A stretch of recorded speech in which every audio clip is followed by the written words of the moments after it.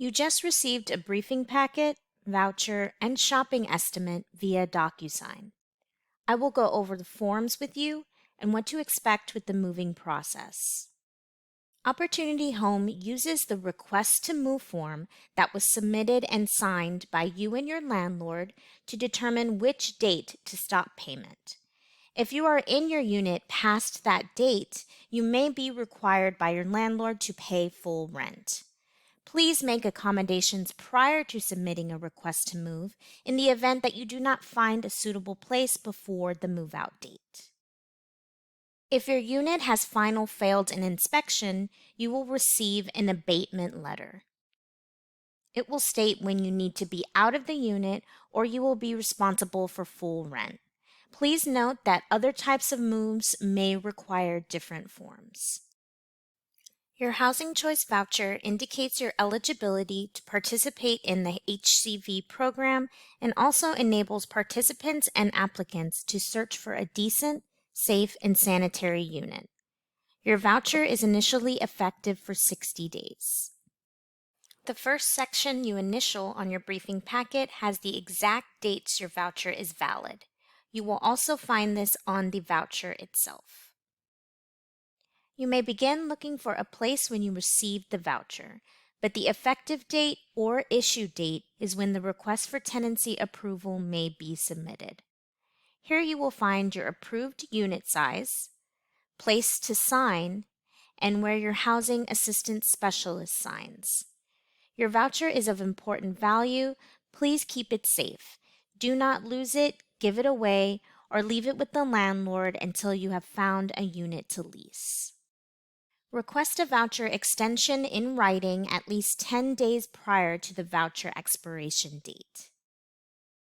Your shopping estimate or shopping allowance is based on your verified family income and the number of people in your household. You begin your search by zip code. There are 10 groupings of zip codes. Identify the group with the zip code of interest and ensure the rent does not exceed the shopping allowance by looking at columns A and B. Column A is if you are responsible for utilities. Column B is if the unit is in all bills paid. Column C is the maximum rent to owner. You will pay this amount until you receive a final rent change notice. Opportunity Home will pay the difference towards rent, but please take note that once a shopping estimate has been sent, it cannot be increased. It can be decreased due to a loss of income or removal of a household member. If you have a decrease in income or if you have an increase in income, please submit a completed change of income packet. Depending on the type of change, the first page will show you what to include and where to submit the changes. Notify Opportunity Home of any absences or if any household member stops residing in the unit within 10 business days by submitting a completed change of family composition, remove household member packet. Any additions to the household must be approved by Opportunity Home before the household member moves in. Submit a completed change of family composition, add household member packet. Please submit all changes to hcvchanges@homesa.org and your housing assistance specialist.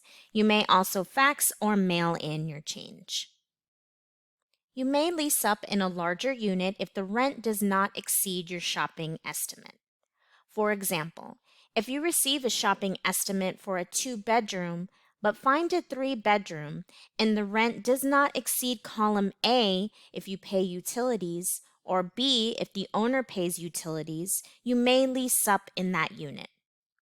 If you decide to move into a smaller unit than your estimate, you will need to receive a new shopping estimate.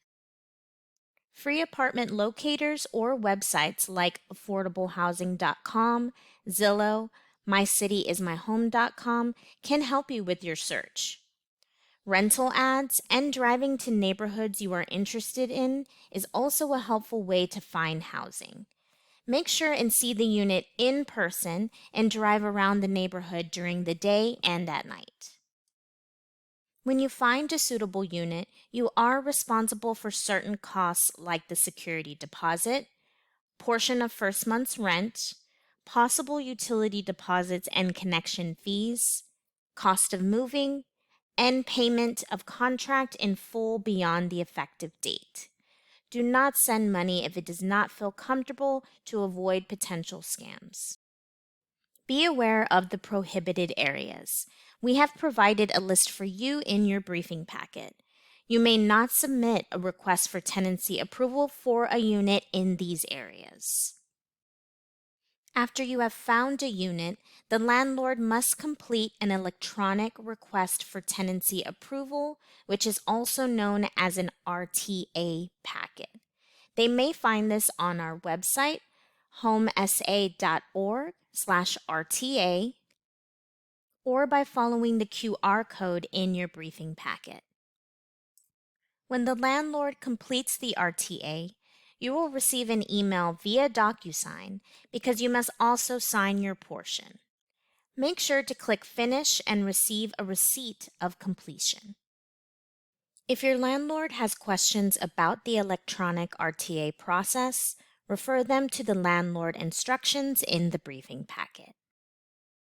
Or they may visit our website, homesa.org/RTA, and watch the videos that we have for reference. Once the RTA is completed by the landlord and yourself, it can take up to 7 to 10 business days to be scheduled for review by our RTA specialists.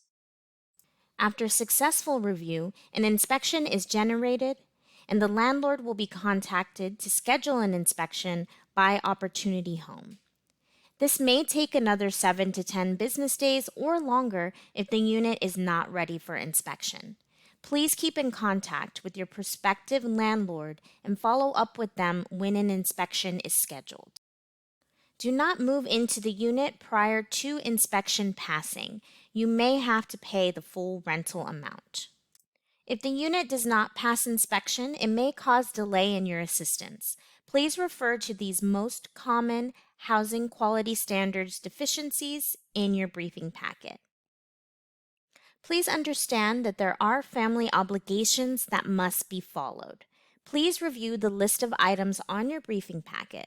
If you fail to follow these obligations, your assistance can be terminated. For current public housing residents, you must submit a notice of intent to vacate to your community office and submit a copy to your housing assistance specialist prior to receiving the voucher. You must also submit any revisions to your notice of intent to vacate to your housing assistance specialist.